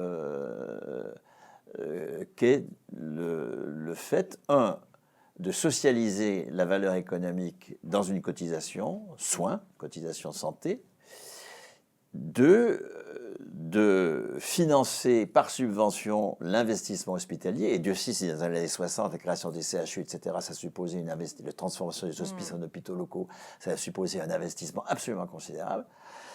Et puis 3, de conventionner les professionnels ou les établissements pour que leur pratique soit conforme à une décision collective. Bien, ça a été d'une efficacité incontestable. Et pourquoi pas le transposer et pourquoi, enfin, je veux dire, c'est très combattu dès le départ, bien sûr, parce que c'est des personnels qui ont un salaire à vie, les fonctionnaires de santé, ou les libéraux aussi, ils ont un revenu à vie qui est alimenté par la socialisation du salaire dans l'assurance maladie. Donc ils sortent de la soumission au marché du travail, au marché des biens et services. Ça, c'est, d'un point de vue anthropologique, c'est tout à fait décisif dans le passage au communisme. Mais la seule façon de défendre ces institutions, c'est de les généraliser. Il n'y a pas d'autre solution. Si on les défend, on est perdu. C'est ce qu'on fait, hélas, depuis beaucoup trop longtemps. Ouais. Donc, on pourrait très bien... Mais ça vaut pas que pour l'alimentation. Ouais. Moi, je suis parti... Tu montrais que ça marchait bien parce que le secteur est déjà en train de travailler à sa propre transformation. Nous avons dans toute la filière, depuis la production d'outils réparables jusqu'à la distribution, à la restauration, en passant par la production de biens bruts, des légumes, etc., des biens élaborés, on a déjà toute une série d'initiatives alternatives faites par des... D'ailleurs, dans un phénomène sociologique tout à fait important, qui est que maintenant une part non négligeable de jeunes diplômés ne jouent pas le jeu du capital, sont en sécession et créent des entreprises alternatives. Alors, menacées par la récupération ou par la marginalité, bien sûr, mais précisément, comment s'appuyer sur cet ethos communiste de tout cela. Pour moi, il y a un ethos communiste quand on a décidé d'être maître du travail et de son travail, et de ne pas être dans la schizophrénie dans laquelle sont beaucoup de militants de ma génération. On conquiert des droits en matière de travail abstrait, en matière de salaire, etc., mais dans une certaine indifférence à l'utilité sociale de ce qu'on fait. Alors on proteste contre le fait qu'on est en train de produire de l'armement qui va être vendu à l'Arabie Saoudite, mais on continue quand même de le produire. Et cette schizophrénie-là, cette jeunesse-là, qui est beaucoup présente dans la filière agricole, ou à la filière alimentaire, disons, elle ne la supporte pas. Elle entend produire, dans ses convictions, des biens qui ont un usage qu'ils estiment positif. Et pour moi, c'est au cœur de l'ethos communiste, cette responsabilité sur le travail concret. Oui, mais c'est intéressant. Mais là, on rejoint ce qu'on a dit au début, c'est cette espèce de double discours, comme dans un combat. Donc, il y a des fois où vraiment il s'agit de protéger des droits sociaux, de protéger des travailleurs qui sont menacés par un système, même s'ils produisent en fait des choses qui n'ont pas une utilité sociale, ou qui servent des armes. Ouais. Mais il y a ce premier créneau de combat. Puis après, il y a le deuxième qui doit se poser clairement et c'est vrai qu'il n'a pas été posé traditionnellement. Enfin, moi, j'ai pas été éduqué comme ça, et même à l'université, on m'a jamais posé cette question-là. On m'a toujours formé à être en contre-attaque. Et c'est vrai, il faut valoir un moment, je pense, pour gagner cette bataille, ne pas être en contre-attaque et offrir un débouché, un discours, la proposition. C'est quand même très difficile parce qu'on est vraiment dans un combat. Et dans un combat, on doit se battre. On n'a pas le temps de tout de suite penser à l'après. Oui, mais l'hypothèse qu'on peut faire, c'est peut-être on perd tout le temps précisément parce qu'on aligne nos discours et nos manières de penser sur l'adversaire. Alors qu'il me semble qu'effectivement, passer à l'affirmative nous permettrait peut-être d'être plus nombreux du côté de la gauche. Et surtout que cette alternative, il y a déjà là. Elle a déjà existé. On n'invente pas l'eau chaude. Encore une fois, sur le modèle de ce qui se met en place dans les années 60 en matière de production de soins, nous pouvons donc créer. Alors, c'est pas à la marge, c'est pas une petite cotisation, c'est une grosse cotisation. Oui, parce qu'en dessous de 120 milliards, ça vaut pas le coup. Ah, d'accord. Bon, il nous faut 120 milliards. OK. Donc, c'est 8% de la valeur ajoutée marchande. Donc, tu augmentes de 8% là? Non, il y a 1400 milliards de production de valeur ajoutée marchande. 120 milliards, c'est 8%. Et ça suppose donc une cotisation qui correspond à 8% de la valeur ajoutée marchande. Bon. Les entreprises cotisent à cette cotisation de sécurité sociale de l'alimentation, comme une sécurité sociale du soin. Ah d'accord. La Sécurité production de sociale soins de l'alimentation. s'opère par une sécurité sociale, la production de l'alimentation s'opère par une sécurité sociale. Une sécurité sociale qui n'est finançable que si les entreprises, par ailleurs, ne remboursent pas 120 milliards de dettes. Hein. Oui, pour que ce soit une opération blanche économiquement. Le bouquin de Thomas montre bien que la dette privée est très supérieure à la dette publique. Il rappelle le chiffre, 134% du PIB, alors que la dette publique, c'est 100% ou à peu près. L'endettement privé, alors il y a l'endettement privé à la Drahi, hein, où tu fais de l'endettement non pas pour investir, mais pour agrandir ton espace de façon absolument frauduleuse. Bon, Drahi qui crée avec ses dettes, ça c'est pas le problème. Mais en revanche, il faut au contraire mener une bataille politique sur l'illégitimité de la dette privée pour financer l'investissement. C'est pour cela que la question du crédit c'est une question anthropologique pour moi, pas simplement de circuit économique. Rendre illégitime le fait qu'on s'endette pour travailler alors que c'est nous qui produisons la valeur. C'est nous qui produisons la valeur de l'investissement. Donc pourquoi est-ce qu'on s'endette pour travailler? On peut mutualiser autrement que et avancer de l'argent. Il faut bien avancer de l'argent pour qu'il y ait investissement, mais ça peut se faire autrement que par crédit. Ça peut se faire par subvention, avec la responsabilité des travailleurs de produire de la valeur, évidemment. Bon. Pour que cette création monétaire ou cette avance monétaire soit pas purement inflationniste. Donc, moyennant une bagarre, entreprise par entreprise, mais ça, les équipes syndicales sont capables de le faire maintenant. On a quand même des pratiques dans les entreprises de syndicalistes qui savent y faire et qui connaissent la comptabilité de leur entreprise. L'entreprise fait 1 million de valeur ajoutée. Ma foi, ça fait donc 80 000 euros de cotisation nouvelle qu'elle ne peut pas assumer. Je ne vais pas mettre les entreprises devant ce genre de... Mais elle ne rembourse pas 80 000 euros de dette. D'accord. Donc là, ça suppose toute une bataille politique. Ah oui, pour faire accepter que les créanciers ne soient pas remboursés. Oui, mais on a mené la bataille politique sur l'illégitimité de la dette publique pour l'Allemagne, pour la Grèce, etc. Menons la bataille politique sur l'illégitimité de la dette privée pour financer l'investissement. Ces 120 milliards, c'était calculé comment? C'est 150 € par personne et par mois. Donc chacun, de même que nous avons une carte vitale, nous avons une carte de sécurité sociale de l'alimentation, et nous pouvons dépenser des biens à prix. Des biens à prix. Il ne s'agit pas du tout de la gratuité, des biens à prix, mais qui sont solvabilisés à hauteur de 150 € par personne et par mois, mais chez des professionnels conventionnés. Exactement ce qu'on a fait pour la santé. Sur les critères de bio, local, circuit court. Des critères de propriété de l'entreprise par les travailleurs eux-mêmes, parce que ça, il faut absolument créer une dynamique de propriété de l'outil de travail par les travailleurs eux-mêmes. Ah d'accord, il faut forcément que ce soit les travailleurs qui sont propriétaires de l'outil de production pour pouvoir être conventionnés dans le système. Pour pouvoir être conventionnés. Parce qu'il faut créer aussi une aspiration à être propriétaire. Pour le moment, les travailleurs... Ils ont été tellement formés à l'école sur leur indignité, à coup de notes, où on les a... Bon, ceux qui ont eu des bonnes notes, je suppose comme Thomas et moi, ou assurément toi aussi, on ne s'est pas trop rendu compte du truc, mais des gamins système, qui pendant 12 ans ont 5, 6, 7, 8, 9, 10, 11, 12 de protection... ils sortent du truc avec le sentiment de leur indignité. Hein. Et donc, c'est pour ça qu'il faut aussi du salaire comme droit politique de la personne. C'est pour confirmer... Alors que le capitalisme en permanence, il nous suspecte. Il nous persuade de là, notre il s'agit au contraire là qu'on soit confirmé dans nos capacités en permanence. Et donc, la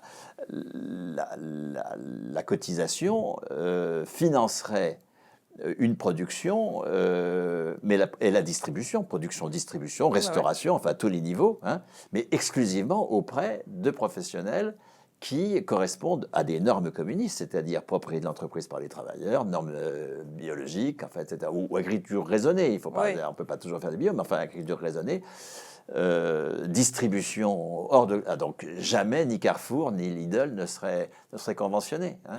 Parce que on peut pas uniquement compter, Thomas il faisait allusion au travail du consommateur qui est bien. La responsabilité individuelle de bien choisir. On peut pas uniquement compter sur le fait qu'on ne va pas chez moi c'est mes enfants qui me l'ont appris. Moi j'allais un peu bêtement chez Carrefour, mes enfants m'ont dit mais en fait tu vas quand même pas continuer à aller chez Carrefour, faut arrêter. Bon, donc j'y vais plus, hein, d'accord.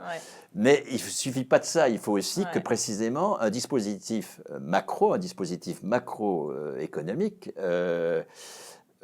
institue cette pratique en disant vous ne pourrez pas honorer vaut 150 € par mois à Carrefour. C'est pas possible. Il faut que ce soit chez un autre distributeur qui correspond à des normes communistes. Bon, ça suppose quand même une grosse bataille politique, parce que ça marche à condition... Non, mais la lutte de classe est une bataille politique permanente. Oui, Thomas. Oui, non, mais et ceux qui ont développé des monnaies locales, c'était un peu basé, enfin pas complètement là-dessus, mais c'était un peu pour flécher un achat vers des gens qui produisaient selon des critères qui avaient été préétablis au départ. Donc les monnaies locales, c'était un petit peu ça. Alors c'est vrai que le faire de cette façon-là, ce serait le rêve en fait, en réalité. Ouais. Mais il y a quand même beaucoup de citoyens qui ont commencé, des initiatives citoyennes qui ont commencé à réfléchir à ça. Ouais. Alors vous, plutôt que l'outil de la cotisation, vous privilégiez des outils auxquels on est plus habitué, notamment les politiques fiscales. Vous en parliez à propos du programme L'Avenir en commun, un taux d'impôt progressif avec des taux éventuellement confiscatoires sur les très hautes tranches de revenus, en vous appuyant notamment sur le bouquin de Thomas Piketty, Le Capital au XXe siècle, qui montre la vertu de l'impôt pour organiser une redistribution de la richesse. Donc la politique fiscale, c'est un outil robuste, vous semble-t-il, pour conduire une politique de gauche ? C'est un outil nécessaire, mais pas suffisant. Ouais. Mais c'est nécessaire quand même. Enfin, aujourd'hui, la fiscalité est tellement combattue. Non, mais elle est tellement combattue pour dire que ça ne sert à rien. On a l'impression que dès qu'on paye un impôt, ça tombe dans un trou noir, que ça ne finance rien du tout, y compris pour les cotisations. Et Emmanuel Macron, il dit qu'avec le pouvoir d'achat, il baisse les cotisations salariales, les cotisations chômage, les cotisations maladie. Il dit ça, les gens sont très contents. Ils ont l'impression que c'était juste une punition. Mais ces cotisations chômage, elles finançaient justement le chômage. Donc le revenu, voilà, exactement, de substitution. Et donc finalement, ce que l'on leur retire d'un côté, on va leur retirer de l'autre aussi. Là-dessus, c'est clair que Macron, il est très bon pour les vases communicants. Donc voilà. Donc ça, c'est la première des choses. Donc la fiscalité, elle est importante et c'est bien de rappeler toujours que la fiscalité, ça tombe pas sur un trou noir, que ça finance des services publics, une couverture sociale et que quand on met aujourd'hui les taux de prélèvement obligatoires et qu'on fait les classements par pays que vous trouvez dans les magazines, qui sont tout le temps commentés en disant que la France est dans la tête et que c'est horrible, il faudrait mettre à côté le taux de couverture sociale des individus. Vous allez aux États-Unis, la santé, c'est privé. Ça coûte plus cher qu'en France et vous avez 2 millions d'Américains qui font faillite à cause d'une maladie et vous avez une espérance de vie qui est plus faible qu'en France. Donc le service public, là, dans ce cas-là, est beaucoup plus efficace que le secteur privé. Donc c'est important de rappeler ça. Mais ensuite, c'est pas suffisant pour entraîner un changement radical. Vous regardez sur la transition énergétique aujourd'hui, ce que met en avant la Commission européenne, c'est la fiscalité verte, c'est le marché du carbone, c'est les subventions un peu aux énergies renouvelables. C'est pas suffisant pour faire un basculement. Et on le voit bien aujourd'hui, c'est que malgré une fiscalité qui augmente, il y a une manifestation la semaine prochaine, il y a une fiscalité qui augmente, qui est nécessaire, c'est clair. Dans un contexte d'injustice, de politique fiscale injuste. C'est pour ça aussi, je pense qu'il y a un ressenti, une colère, mais qui est certes nécessaire, mais qui n'est pas suffisante. On demanderait aux producteurs, il faudrait demander aux producteurs aujourd'hui pourquoi il n'a pas fait cette transformation vers des véhicules qui consomment moins, pourquoi il n'y a pas eu des investissements publics dans les transports ou dans les infrastructures en province. Je veux dire, aujourd'hui, le taux d'utilisation de la voiture, vous regardez, en fait, vous êtes en province, vous montez parfois à 80%, parce qu'il n'y a pas de transport, puis à Paris, vous êtes à 12%, parce qu'il y a des transports en commun. Mais malgré tout, vous êtes à 12% à Paris, mais il y a les achats de voitures diesel, c'est plus de 50% à Paris quand même, alors que vous faites très peu de kilomètres. Pourquoi ? C'est pour aller dans les résidences secondaires le week-end, non, en réalité non, mais parce que nos producteurs sont des spécialistes de la voiture diesel. Donc vous avez plus de chances de trouver des voitures diesel quand vous allez chez un concessionnaire. Donc on voit bien qu'on fait reposer aujourd'hui l'ajustement de cette transformation, de ce passage à autre chose que le diesel ou à réduire la part du diesel uniquement sur le consommateur en augmentant la fiscalité et on ne demande rien au producteur. Lui, au contraire, on lui baisse sa fiscalité, on lui offre plein de cadeaux, le CICE, etc. Donc, vous voyez, là, il y a un véritable problème. Donc, la fiscalité, elle est bien, mais elle n'est pas bien quand elle repose que sur le consommateur. Il faut une transformation des modes de production qui, là, se fait par des réglementations, par une vision de l'État et ainsi de suite. Pas que par de la fiscalité. Alors, à propos du bouquin de Thomas Piketty, Le Capital au XXe siècle, j'ai cru vous entendre dire, Bernard, que Piketty met 300 pages à montrer que l'impôt, ça ne marche pas. Non, vous n'avez pas une formule comme ça. J'ai cru vous entendre dire que c'était la conclusion que vous aviez tirée. C'est plus de 300 pages, d'ailleurs. Par ailleurs. Beaucoup plus de 300 pages. Oui, sa conclusion, c'est vive l'impôt, mais toutes les statistiques qu'il produit, il montre que l'impôt, finalement, n'atteint jamais ce qu'il vise, parce que les juristes d'optimisation fiscale sont mieux payés que vous et moi, parce que les façons, les moyens pour une multinationale d'échapper à l'impôt sont absolument considérables. Et donc, c'est la conclusion que Piketty tire de ces statistiques. Moi, je trouve que c'est un acte religieux, parce que sa statistique, au contraire, elle démontre que l'impôt n'est pas un outil réelle de sortie du capitalisme, en tout cas. Ouais. Moi, je souscris tout à fait vraiment à ce que vient de dire Thomas. C'est-à-dire que, et dans son livre d'ailleurs, il a sur cette question-là des choses, enfin, il rappelle des choses extrêmement importantes. Prenons la manifestation prochaine du 17 novembre. Et prenons-la au sérieux, hein, parce qu'il ne suffit pas de dire waf waf, c'est récupéré par l'extrême droite, hein, ça ne suffit pas. Il faut quelque chose d'un peu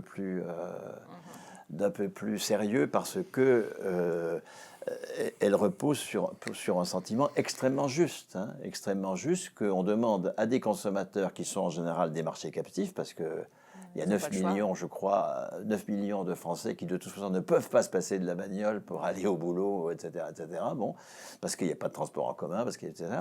On fait reposer sur la fiscalité, d'une part, en général, et non pas sur la production, la transition énergétique.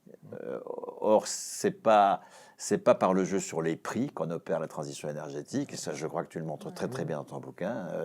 Or la fiscalité elle joue sur les prix, et donc la fiscalité n'est pas un outil de transition énergétique. Et donc moi je ne dirais pas qu'il faut qu'il y ait des taxes supplémentaires sur le pétrole, je ne pense pas que c'est ça l'outil de la transition énergétique. Deuxièmement, je crois que c'est dans ton bouquin que tu montres que cette fiscalité ne va pas du tout à la transition énergétique. Cette fiscalité, ça accompagne le fait que les impôts sur le revenu des entreprises, des personnes, baissent, mais que du coup, il faut compenser ça par des impôts sur la consommation, la TVA, les taxes sur la consommation énergétique. On part ça des vertus écologiques, mais ces taxes-là, en plus, donc, ne vont pas du tout, sauf 10%, je crois, 7 milliards sur les... Non, 4 milliards sur les 37 milliards, je ne sais plus combien, enfin tu donnes les chiffres, je crois, hein, ne vont pas du tout à l'écologie, mais vous renfloue les caisses de l'État parce que il choisit de taxer la consommation et non pas les revenus. Donc il y a une imposture totale. Hein. Ouais. Alors cette imposture, elle n'est pas du tout combattue par l'extrême droite, puisque l'extrême droite, c'est le joker du capital, donc ils ne vont sûrement pas contester tout ça. Ouais. Mais il faut mener une bataille extrêmement forte. Moi, je mène une bataille contre les taxes sur la consommation, au bénéfice en termes écologiques, hein, d'une mutation de la production. Et c'est là qu'on en vient aux questions de... la responsabilité des travailleurs, de la responsabilité, oui, bien sûr, propriété, d'usage de l'outil de production. C'est toujours à cet endroit-là que se jouent les choses décisives. Absolument. Alors, oui, il faut qu'on aborde quand même la stratégie politique pour y parvenir, parce que donc on a plein d'idées super, mais comment qu'on fait pour parvenir à des positions de pouvoir qui permettent de mettre en œuvre ces grandes ambitions de réforme. Alors, s'agissant de la stratégie politique, Thomas Porcher, vous êtes signataire avec Raphaël Glucksmann et d'autres d'un manifeste pour un mouvement qui s'appelle Place Publique. Le manifeste est paru le 7 novembre dans l'IB. Ça s'appelle « Agir avant qu'il ne soit trop tard ». Un mouvement qui se propose à la fois de rassembler les initiatives citoyennes et d'essayer de faire la passerelle, j'ai pas très bien compris, faire la passerelle entre les différents partis existants sans... On essaie de recréer un mouvement, on part d'urgence écologique, sociale, démocratique, l'urgence aussi de changer l'Europe ou de créer des passerelles entre des mouvements européens, des activistes européens. Voilà, donc on fait ça et le but étant de mettre, de faire la promotion et de mettre dans les institutions de plus en plus de citoyens. C'est-à-dire, vous avez aujourd'hui, moi je rencontre beaucoup des porte-paroles d'attaque, des porte-paroles d'ONG qui sont pour moi, mais alors des gens qui sont extrêmement brillants et qui sont toujours à la périphérie du pouvoir. C'est-à-dire qu'ils travaillent les politiques souvent. Ouais. Alors certains les écoutent beaucoup, hein, puis d'autres les écoutent pas. Ils sont souvent à la périphérie. Et ben moi je pense que ces gens-là qui ont mené des combats pendant des années, il faut faire en sorte aujourd'hui qu'ils soient dans les institutions. Que ce soit plus en fait, qu'on fasse plus de la politique un métier. Qu'on ne soit plus dans des accords d'appart. Alors, peut-être qu'on y viendra, je suis assez naïf là-dessus. Oui, parce que vous allez vous retrouver attrapé par les jeux d'appareil. Ça, c'est la première des choses. La deuxième des choses, c'est que je pense qu'aujourd'hui, il y a vraiment un mouvement qui se passe à gauche, Jean-Luc Mélenchon a fait un score impressionnant. Moi, j'ai voté pour lui. Il y aurait une élection demain, je revoterai pour lui. Les Insoumis ont fait des choses géniales à l'Assemblée. Heureusement qu'ils étaient là pour essayer de freiner un peu les choses. Mais qu'il y a quand même des gens encore qu'il faut aller chercher. Voilà, vous ne croyez pas que justement la France insoumise est allée les chercher, ces gens-là? Parce que, par exemple, rassembler les citoyens qui sont déjà dans une forme d'engagement, c'est précisément pour ça que la France insoumise a pris la forme d'un mouvement oui, bien sûr. d'accueillir toutes sortes de gens qui étaient complètement en dehors de... Enfin, alors moi, je dois être très naïf là-dessus. La France insoumise est la première force de gauche. Personne ne peut dire autre chose, ça c'est sûr. Maintenant, moi j'ai du mal... moi je ratisse large quand je dis la gauche. Je sais que par exemple Thomas Piketty est très critiqué. Il a été très critiqué par Frédéric Lordon. Pour moi, ça reste quand même quelqu'un de gauche parce qu'il a mis sur la place publique quelque chose que personne n'avait réussi à mettre avec lui, c'était les inégalités. Il a quand même mis sur la place publique. Aujourd'hui, tout le monde en parle, y compris aux États-Unis. Enfin voilà, c'est le truc, les inégalités à tous les. Donc bon, ça veut pas dire, mais c'est déjà pas mal, je trouve. Je trouve que c'est quelque chose de bien. Donc moi, je pense qu'il faut plutôt créer des passerelles, plutôt que de se battre. Et ça, je l'ai vu moi dans les milieux dans lesquels j'ai évolué toute ma vie.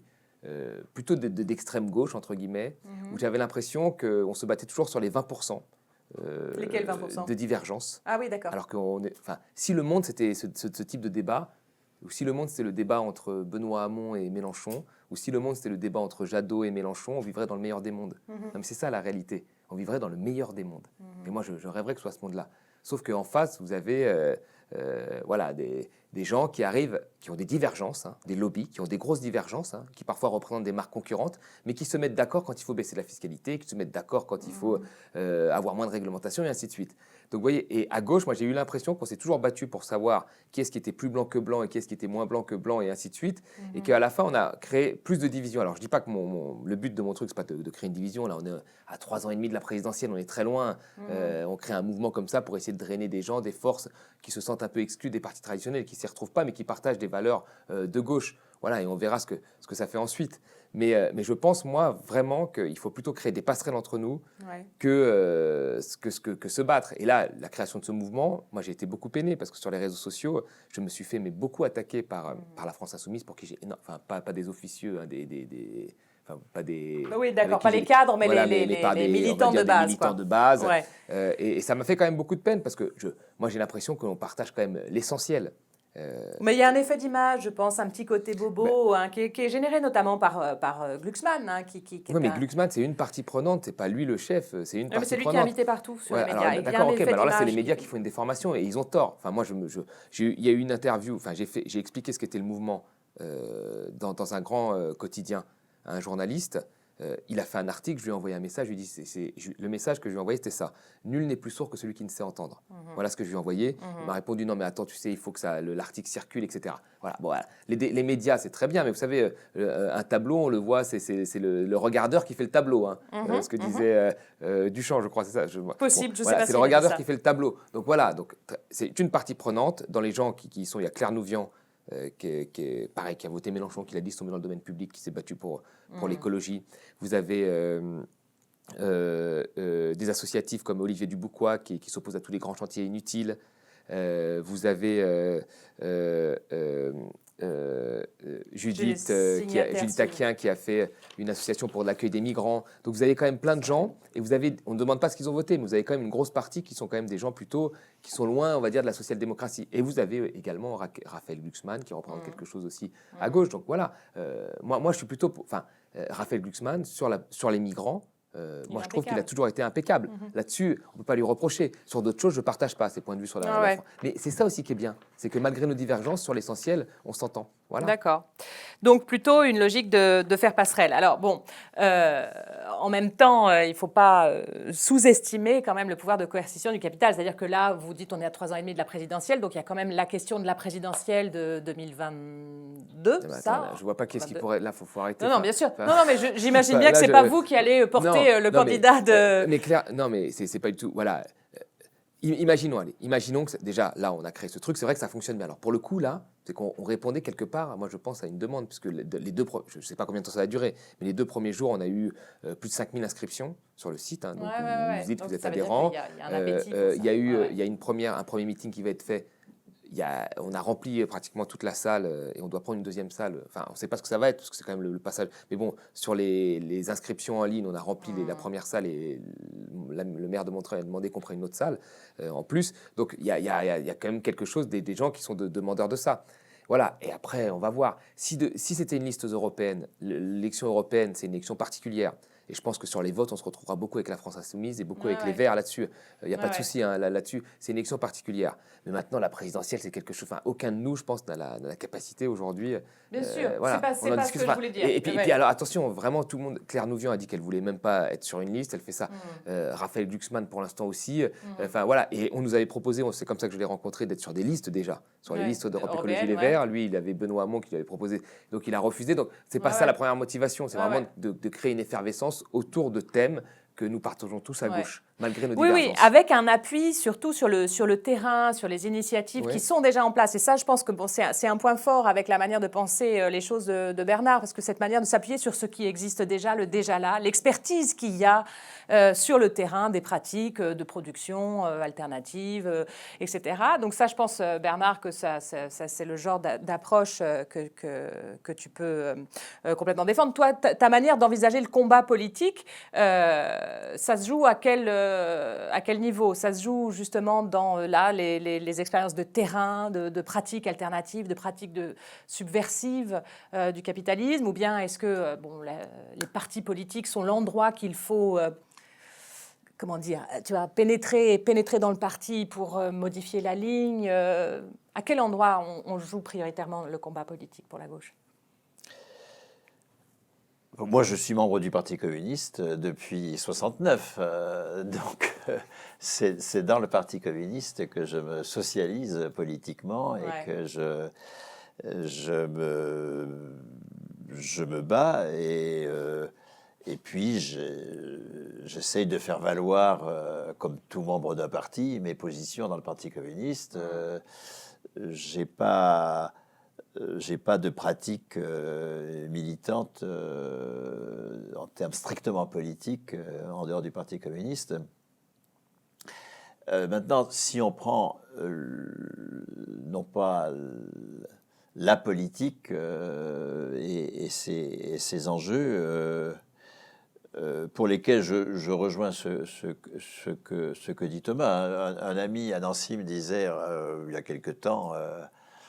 nous, un ami de droite, me disait, nous, à droite, on pris individuellement, on n'est pas très bon, mais collectivement, on est bon.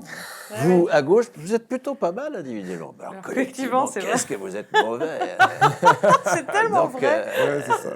Mais ça, c'est une question de lutte de classe. La classe dirigeante, elle sait quels sont ses intérêts. Donc, elle est très disciplinée. Elle a une conscience de classe plus forte. Elle ne s'embête pas à faire une querelle sur l'essentiel. Nous, effectivement, on passe notre temps à être des frères ennemis, c'est insupportable, c'est vrai. Il faut absolument trouver des moyens de faire ensemble, enfin. Et donc, moi, ce qui m'intéresse, c'est quand même déjà de faire valoir ce qui nous unit plutôt que ce qui nous sépare. Cela dit, ça, c'est dans l'ordre de la politique. Mais dans l'ordre du politique, de façon plus fondamentale, je pense que le politique se joue aujourd'hui sur la question du travail. Fondamentalement, c'est tout le pourrissement du débat autour de l'extrême droite et de la xénophobie vient d'un vécu absolument réel d'impuissance face à son travail. Du coup, on a peur de plus avoir de boulot, on a peur de... Alors ensuite, il y a des salopards qui s'efforcent que notre peur aille vers l'étranger, vers des plus faibles que nous, etc. etc. Mais c'est déjà la peur qu'il faut supprimer. Et supprimer la peur, ça ne se fait que par la responsabilité sur le travail. Et donc, pour moi, l'enjeu... essentiel du politique, pour moi, aujourd'hui, c'est la souveraineté des travailleurs sur leur travail. Ouais. Alors, j'avais imaginé un scénario où on allait jusqu'au fantasme de « on prend le pouvoir », la gauche prend le pouvoir, imaginons Mélenchon, France Insoumise, s'il avait gagné la présidentielle. Et à ce moment-là, concrètement, qu'est-ce qui se passe? Alors, il se trouve que vous n'avez pas lu le papier du Diplo auquel je voulais faire référence et je vous encourage, les abonnés, à le lire. Un papier dans le Diplo d'octobre 2018, Face au marché, le scénario d'un bras de fer. C'est signé Sylvain Leder et Renaud Lambert. On imagine une présidence vraiment de gauche avec un programme de rupture avec le néolibéralisme. Et là, ce qu'on découvre, c'est l'incroyable réaction du capital, dont on a très peu parlé, me semble-t-il. C'est dans l'hypothèse où on essaierait de mettre en œuvre une augmentation du taux de cotisation, une fiscalité ultra confiscatoire sur les hautes tranches. En fait, la réaction du capital est tellement violente. Le scénario proposé dans le Monde Diplo montre qu'il faut d'emblée avoir des politiques extrêmement radicales de fermeture des frontières aux capitaux. C'est-à-dire qu'on a le sentiment qu'en fait, pour pouvoir mettre en œuvre une politique ne serait-ce que keynésienne, aujourd'hui, il faut être complètement anticapitaliste d'abord. Vous voyez ce que je veux dire? Qu'en fait, il faut adopter une certaine radicalité, une certaine brutalité, ne serait-ce que pour pouvoir faire son travail de gauche. Sinon, le capital non seulement se venge, en fait, mais il empêche simplement qu'on accède à la possibilité. Ce qu'on voit aujourd'hui, avec toutes les élections qu'on a, des gens comme Trump, comme Orban, ou comme Salvini, ils peuvent dire des choses, ou comme au Brésil, ils peuvent dire « je vais tuer tous les gens de gauche » comme au Brésil. Il n'y a pas de souci, mais pourquoi il n'y a pas de souci? Parce que de l'autre côté, ils baissent la fiscalité toujours très fortement. Donc le capital est toujours préservé. Trump, il préserve le capital, Orban, il préserve le capital. Et donc là, on peut avoir des extrêmes, mais une radicalité qui est hors norme, hein, on le voit bien. Mais tout va bien parce qu'ils préservent le capital. Et vous avez des grands groupes, et même des grands groupes français qui disent « Ouh là là, il ne faut pas que ce soit Trump, il ne faut pas que ce soit Trump », mais qui le lendemain vont leur serrer la main en disant « c'est génial parce que Trump va baisser la fiscalité très fortement ». Et donc voilà. Donc là-dessus, on se rend bien compte que tant qu'on ne touche pas au capital, finalement, les pires saloperies peuvent passer. Il n'y a pas de souci. Non mais ça, c'est vrai. C'est ce qui se passe. Et là, on peut taper à fond sur les migrants, on peut taper à fond sur tout. Il n'y a pas de souci, mais on baissera la fiscalité, donc tout ira bien. Alors qu'une politique de gauche où on augmenterait la fiscalité sur le capital, où on ferait un certain nombre de réformes de gauche pour lutter contre l'évasion fiscale, pour remettre le modèle social sur pied, on aurait une réaction très rapide. Et moi, je suis sûr que si demain Mélenchon était en tête de liste, on aurait le même scénario, bien que Marine Le Pen baissait la fiscalité, on aurait le même scénario avec on dirait attention, les taux d'intérêt augmentent, attention, c'est très mauvais, attention, l'Europe va mal, et tout le monde se lèverait en Europe, Merkel, pour dire que c'est très très grave ce qui va se passer.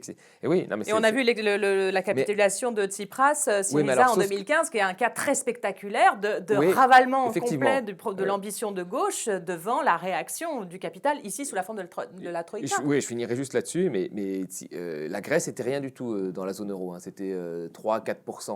La France, c'est quand même autre chose. C'est le deuxième pays de la zone euro. Alors là, c'est 20%, me semble-t-il, à peu près en termes de PIB de la zone euro. Donc ce serait un autre rapport de force quand même qui serait tenu que celui de Tsipras. Ouais. Mais c'est vrai que Tsipras, je pense que c'est ceux qui ont essayé d'aller le plus loin avant de se faire terrasser. Varoufakis, on peut le critiquer comme on veut. Il était un peu farfelu, il voulait faire une monnaie électronique. On peut le critiquer. Mais il a quand même été voir tout le monde. Et c'est lui qui a été le plus loin en termes de confrontation, je pense, par rapport à la taille de son pays et ce qu'il représentait. Et ce qu'il avait comme mur en face de lui, c'est lui qui a quand même été le plus loin dans la confrontation. Mais effectivement, la France, si Tsipras avait été un parti français qui avait pris le pouvoir et Varoufakis avait été un ministre français, je pense que ça aurait été autre chose s'il avait été aussi loin, parce que le rapport de force n'est pas le même. Hollande, quand il a dit qu'il allait renégocier les traités, il n'a jamais été dans le rapport de force. Il a rajouté un petit truc, c'était réglé. Si on avait tenu un rapport de force fort, je pense que ça aurait pu être autre chose. D'accord. J'imagine. Oui, parce qu'on peut avoir l'impression que le capital a pris une telle puissance aujourd'hui, c'est comme s'il y avait un effet de cliquet, on ne peut pas revenir en arrière. Revenir au keynésianisme des années 50 à 70, ça semble aujourd'hui un peu, ça me semble un peu un fantasme, comme si le capital aujourd'hui avait pris une telle ultra-puissance que il n'est même pas question maintenant d'envisager de faire une politique de gauche. On a loupé une occasion de le faire, c'était la crise de 2008 du capitalisme, capitalisme libéral. Et normalement, dès qu'il y a une crise, souvent, là, il y a des rapports de force qui se réorganisent et on change souvent de mode de régulation du fonctionnement de l'économie. C'est ce qui s'est passé après la crise pétrolière, on est passé au capitalisme libéral, c'est ce qui s'est passé après la crise de 29. Là, on avait une occasion et on n'a pas saisi cette occasion. Et on a été encore plus loin dans la logique libérale. Et effectivement, là, c'est inquiétant. Bernard, sur cette puissance du capital qui nous désarme un peu? c'est pas là-dessus que je voudrais. Vas-y. C'est plutôt sur cet exercice de politique fiction. On a gagné la présidentielle avec un programme de taxation du capital, etc. Il y a évasion des capitaux, qu'est-ce qu'on fait, etc., etc. Moi, je ne souhaite pas qu'on gagne la présidentielle, très franchement.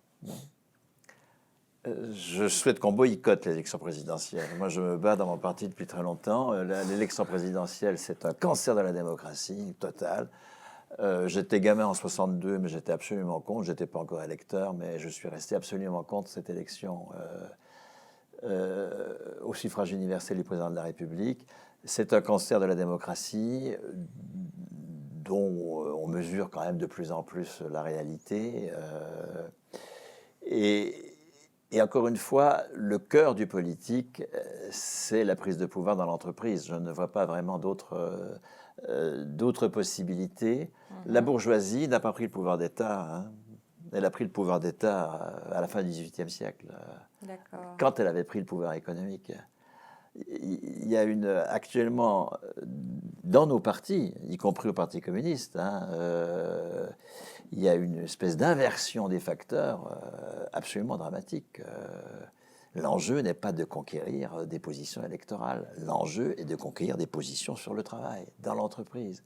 Parce que si tu te retrouves président de la République